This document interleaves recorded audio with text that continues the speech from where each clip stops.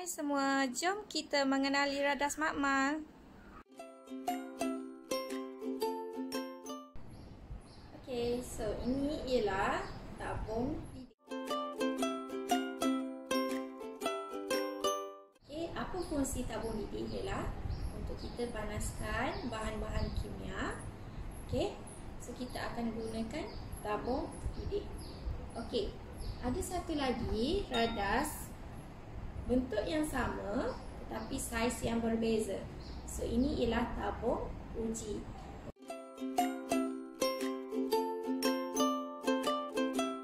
Untuk kita letak bahan kimia dalam kuantiti yang sedikit. Okay, boleh bezakan tabung didih dan tabung uji? Boleh kan? Okey, so ingat tabung didih bentuk dia sama dengan tabung uji tapi berbeza dari segi saiz. Okay, fungsinya pula ialah tabung didih untuk didihkan bahan kimia, tabung uji untuk kita letakkan bahan kimia dalam kuantiti yang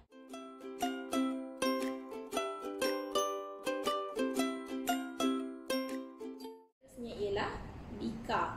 Okey, bika ni kita gunakan untuk isi bahan kimia dalam kuantiti yang banyak. Okey, bika ni dia ada banyak saiz.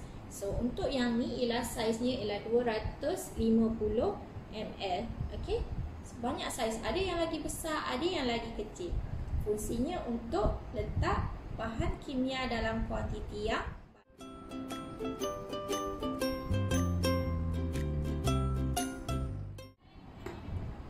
okey, ini ialah kelalang kon. Kelalang kon fungsinya untuk mengisi bahan kimia dalam kuantiti yang banyak. Okay, sama juga fungsinya macam bika, cuma kelalang kon mulut dia lebih kecil berbanding dengan bika. So kalau kita nak goncang bahan kimia lebih senang, okay, supaya bahan kimia tidak terpercik keluar. Okay. So kelalang kon ni pun ada pelbagai saiz. Yang ini saiz 250 ml.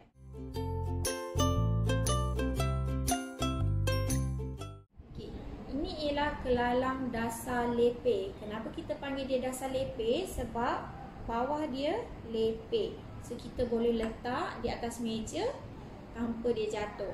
Okay, ada satu lagi radas bentuk yang sama tetapi bentuk bulat dekat bawah. So kita panggil dia kelalang dasar bulat. Okay. Fungsi kelalang dasar lepe ialah untuk mengisi bahan kimia dalam kuantiti yang banyak. Okay. So ini.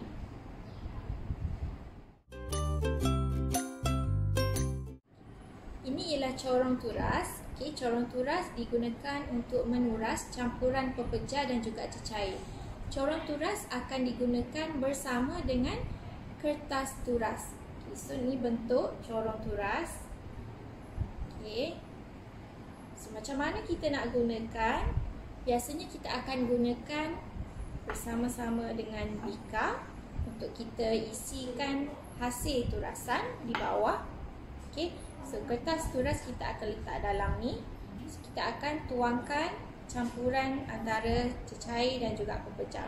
So kita akan dapat hasil turasan di dalam bika di bawah ni. Okay. So kalau kat rumah kita buat air teh, kita gunakan penapis kan.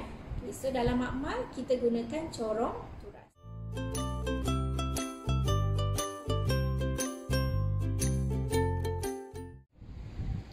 Ini ialah silinder penyukat. Fungsi silinder penyukat ialah untuk mengukur isi padu ataupun menyukat isi padu cecair. Okey, kat sini saya tunjukkan silinder penyukat yang bersaiz 100 ml. Okey, silinder penyukat ni ada pelbagai saiz. Ada yang lebih besar dan juga ada yang lebih kecil. Okey. Ini ialah pipet. Pipet ni kita dapat menyukat isi padu cecair juga tapi dengan lebih tepat. Okey, setiap pipet dia ada dia punya ukuran. Okey. So kat sini ada tulis 20 ml. Okey, setiap pipet dia akan tunjukkan satu aras garisan di sini. So kita boleh tahu. So kat sini ialah 20 ml. Okey. Jadi kalau katakanlah kita nak menyukat untuk isi padu cecair 30 ml, okay, tak dapatlah sebab setiap pipet dia ada dia punya ukuran yang tertentu sahaja.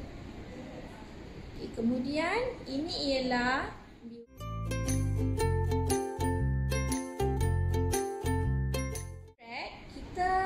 fungsi dia ialah untuk mengukur isi padu cecair juga, sama seperti silinder penyukat dan juga pipet. Okey, apa kelebihan biuret ialah kita dapat menyukat isi padu dengan lebih tepat. Okey, dengan lebih tepat. Kenapa? Sebab bila kita menggunakan biuret, dia punya ukuran, tengok ukuran kita boleh sampai kepada 1 titik perpuluhan. Okey, berbeza dengan silinder penyukat, kita tak dapat nak baca 1 titik perpuluhan. Okey, so kalau nak dibandingkan antara ketiga-tiga alat pengukuran cecair ini, biuret ialah yang paling terbaik. Okey. Okey, ukuran untuk mengisi cecair ialah sebanyak 50 ml. Okey, macam mana cara nak gunakan? Kita masukkan cecair dari atas. Okey, kosong berada di atas, 50 berada di bawah. So untuk alirkan cecair untuk keluar, kita boleh gunakan pelaras di sini. Okey, macam paip air lah. So nanti cecair akan keluar.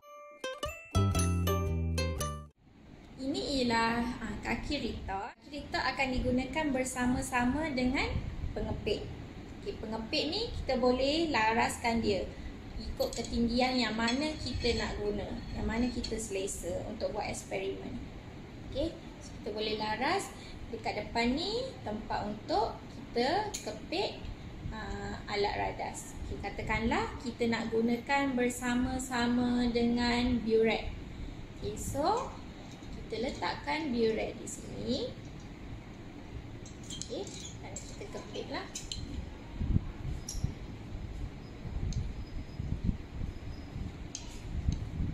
Okay, hati-hati semasa menggunakan radas mamat sebab ini kaca. So hati-hati. Okay. So, saya dah kepitkan biuret ni. Okey. Jadi kita boleh buat eksperimen dengan senang tanpa perlu pegang setiap masa. Okey. So kaki Rita ni akan membantu kita untuk memegang radas lah. Okey.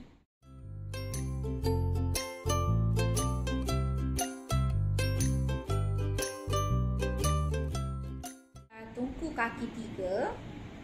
Okey. Dia mempunyai 3 kaki.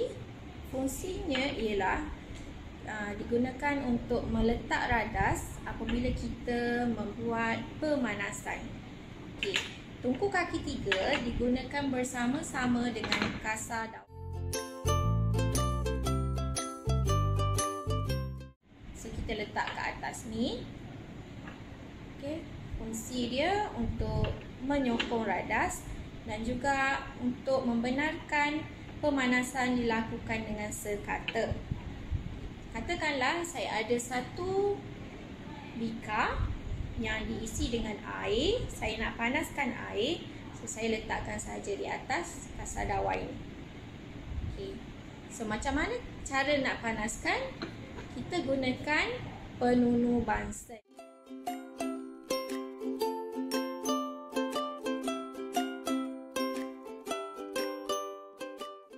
Bunsen ni kat bawah dia ni, dalam ni ada gas. So kita nyalakan api dan kita letakkan di bawah. Okey, untuk panaskan air. Okey. Katakanlah kita nak sejatkan bahan. Saya ada campuran air garam. So saya nak sejatkan air garam untuk dapatkan garam sahaja. Saya gunakan piring sejat.